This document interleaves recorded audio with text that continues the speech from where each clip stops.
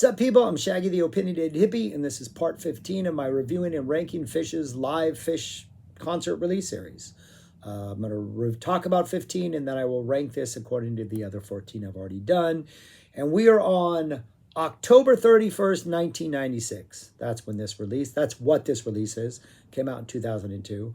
It is the third of the Halloween musical costume releases. 13 was the Beatles' White Album. 14 was Quadrophenia. 16 will be their Velvet Underground Loaded. 15, it's when they do the Talking Heads' Remain in Light. And they figured it out. They didn't choose a double album, so they got more time to explore. Do they explore? Yes, they do. They pick an album that probably not as many people knew. White Album was probably by far the most popular. Quadrophenia, I think, was to some degree maybe getting a little deep dive as far as a regular Phish audience goes, though I think a lot of the people knew it. This one is probably even more of a little obscure than the other two things, but still everybody knows the Talking Heads. Everybody knows Once in a Lifetime. But it's a fantastic choice. You can tell, like, it's an inspired choice if you're a Phish fan, because pretty much all of 97 sounded like the influence of Talking Heads' Remain in Light and sort of the way they jam songs and the way they approach songs. You can clearly see that in 97 and like into 98. So like this album did more than just provide a musical costume. This kind of shaped the way that they would play. In fact, the second set is Remain in Light. The first song of the third set is Brother. And this Brother sounds like no other Brother, at least that I remember hearing. It's a lot more subdued and groovy and laid back, and kind of feels already like the Talking Heads sort of influence is already seeping into the band. So far, my favorite of the three Halloween shows. One, because the choice of albums gives them room to breathe, and because while there are not moments in set 1 and 2 that I think are maybe as epic as some of the moments in the other set 1 and set 2 of the other Halloween shows, the overall set list and overall journey of the set 1 and set 3, I think, are just better sets than the ones from 94 and 95. It is a 4-disc set, not the longest of the Halloween shows. I think both of the other two were longer, but it is 4 discs. The entire set 1 is broken up into disc 1 and disc 2, mainly because it wouldn't all fit on one disc. It does not take up both of those discs, but you get a good, A good 8, 19. Yeah, you get 45 minutes on each easy. So you get healthy discs. So set 1 opens up with Sanity. Another great choice.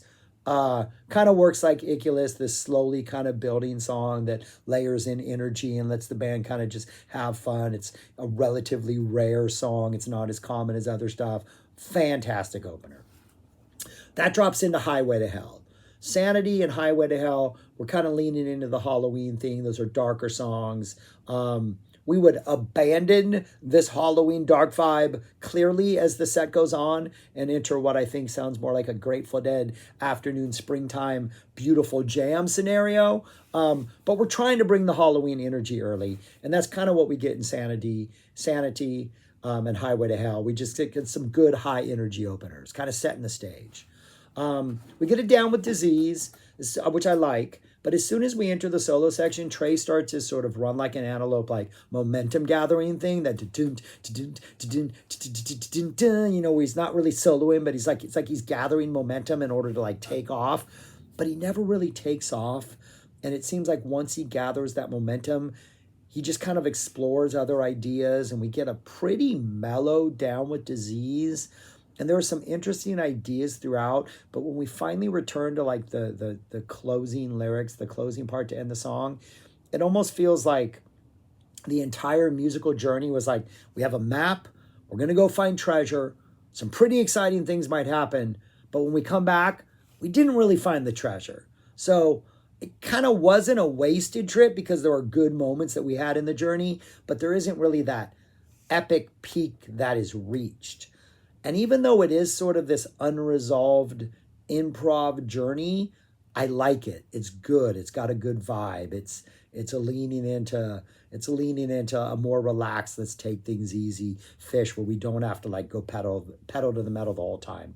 And I think it works, despite the fact that it definitely doesn't reach any sort of like cathartic peak.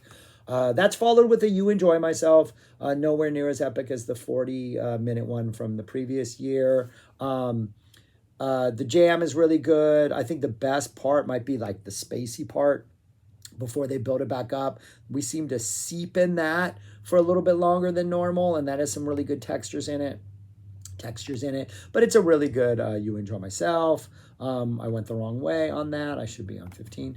I'm sorry. Then we get a Prince Caspian, which I'm not a fan of, but there's kind of a sweetness to this one. The Indian jam just has this sort of like sweet kind of flavor to it, like a childhood flavor, like it's a song about a childhood fictional character. I don't know. There's something about this Prince Caspian that I don't know. I kind of works for me.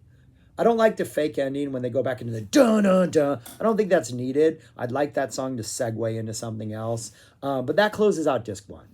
Disc 2 opens up with Reba, which is just, we get to that solo section and we're bringing things way down. We're slowly building it back up. We're taking our time in soloing. And this is where that Grateful Dead Sunday afternoon, like the Dead just playing like a Franklin's Tower and everybody's dancing and have a good time. And Trey's just going crazy on guitar, but it's not aggressive and it's not Halloween energy at all. It does not sound like a Halloween Reba. It sounds like a Sunday afternoon in the sun, spring, early summer Reba, and I like it. It's good.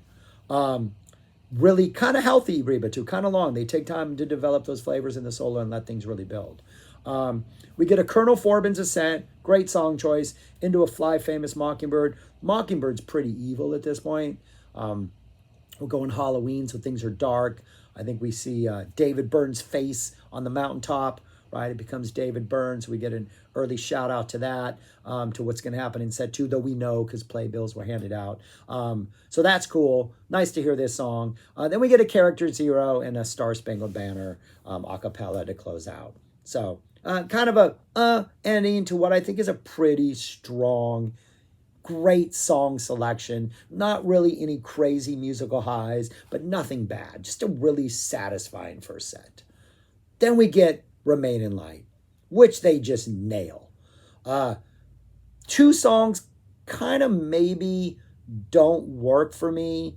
I'm not going to say they don't work. Phish does an incredible job of executing them, but they're 2 songs that I also think are kind of weird songs when the Talking Heads do them, or even on the album. Born Under Punches, The Heat Goes On, which is just such a weird, funky song. It's a weird song to open up with, right? Just because it is so herky-jerky and has so many different rhythmic components that seem to be battling each other. Phish pull it off. It sounds absolutely fantastic, but this first song is reminding me of the White Album and Quadrophenia. We're like, they're going to focus so hard on like just getting the songs down that they're not going to be able to be Phish. Well, that's only for 6 minutes and 40 seconds, because then we drop into Cross-Eyed and Painless. Immediate segue, straight segue, no break. Everything's fine. We're already 10 seconds into it.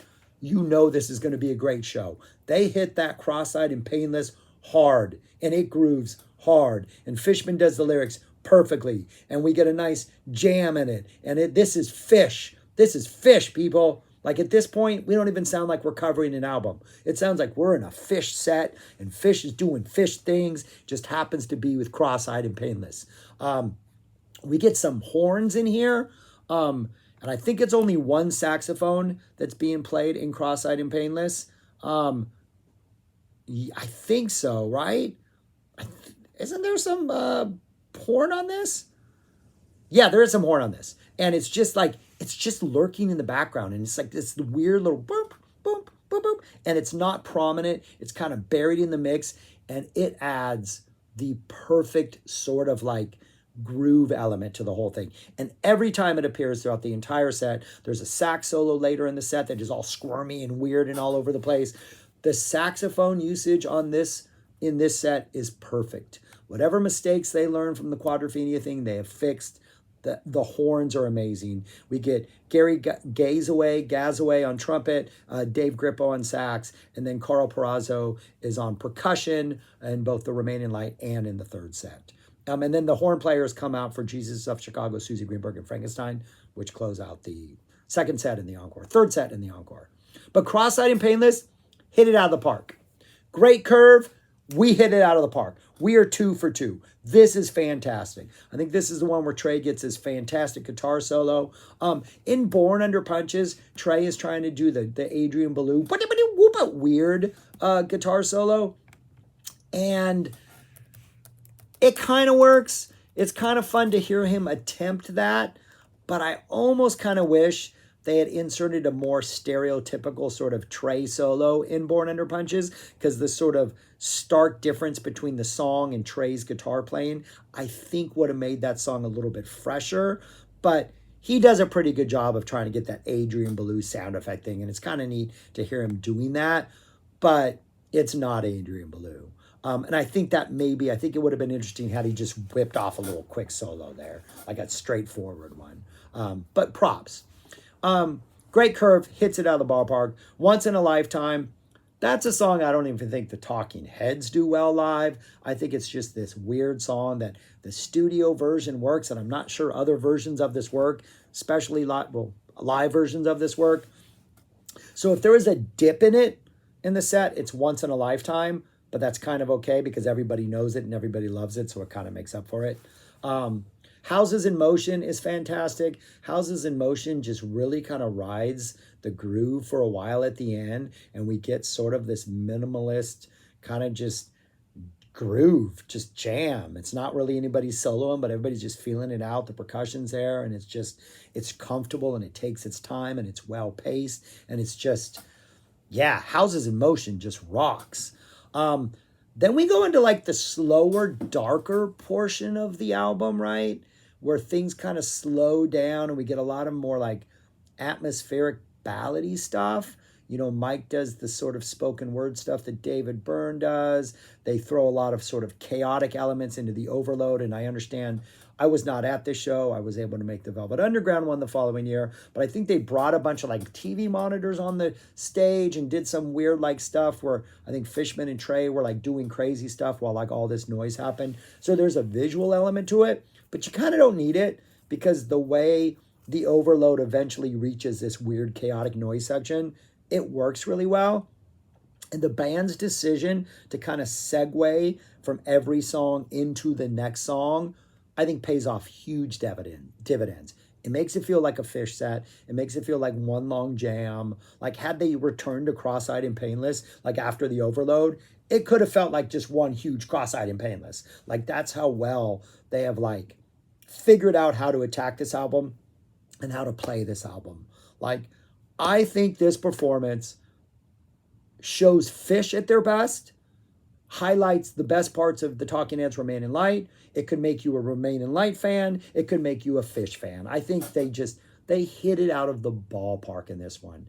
And the following year, well, I'll talk about that in the next video, but when they do Loaded, they also leaned into the Fishness of it. But those songs are way more straightforward and not as like sort of art rocky as this. So I think this was maybe a little more of a challenge, but they did it.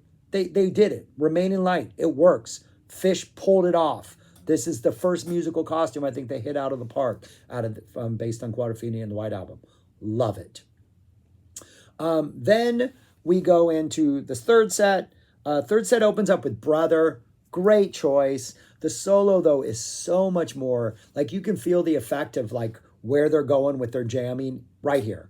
It's not that frantic, chaotic, weird where, like, the first time I saw Phish do Brother, they had a bathtub on one side of the stage and people from the audience were running across and hopping into the bathtub and out because they were in the bathtub with his brother.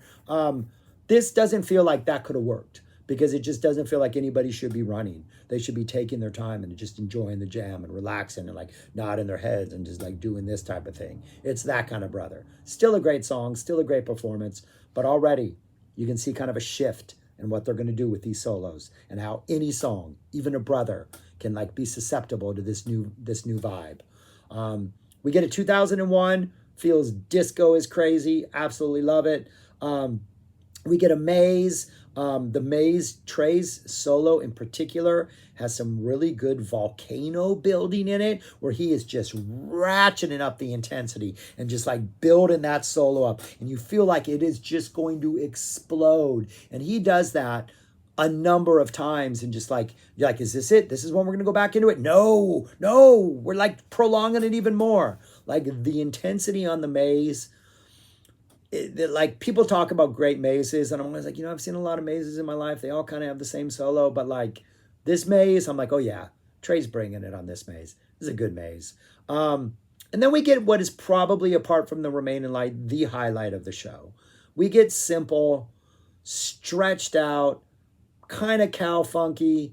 We got a whole section where Trey is like soloing and it's pretty chill. Then he just holds this note for a super long time. And when he's done holding that note, then he's just kind of doing some like trilling and like making noises while the band and like Palazzo playing percussion just kind of jams in the back.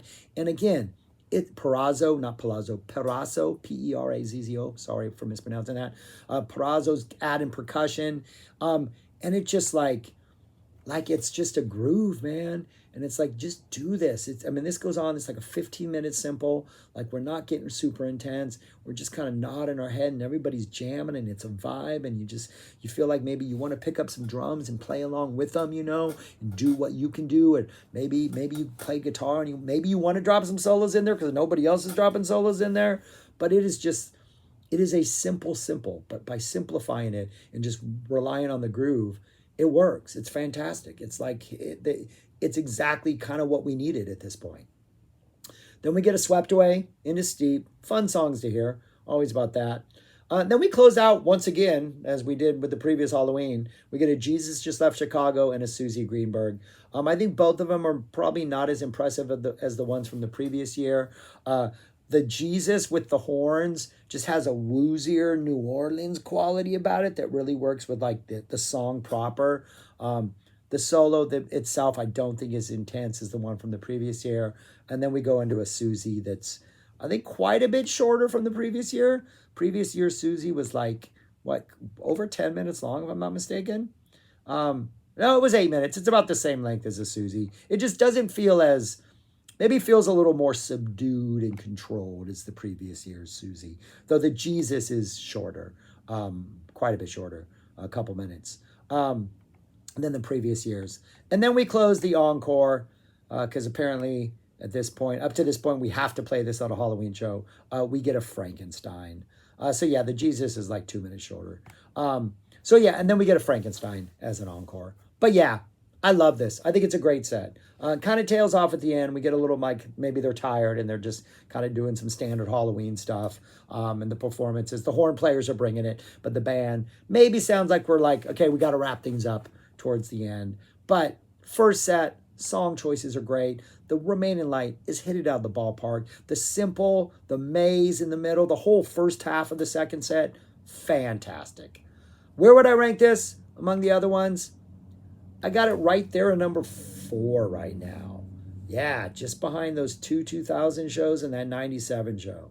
I know Volume 10 is ranked higher because it was my birthday, and I think that second set is near perfect.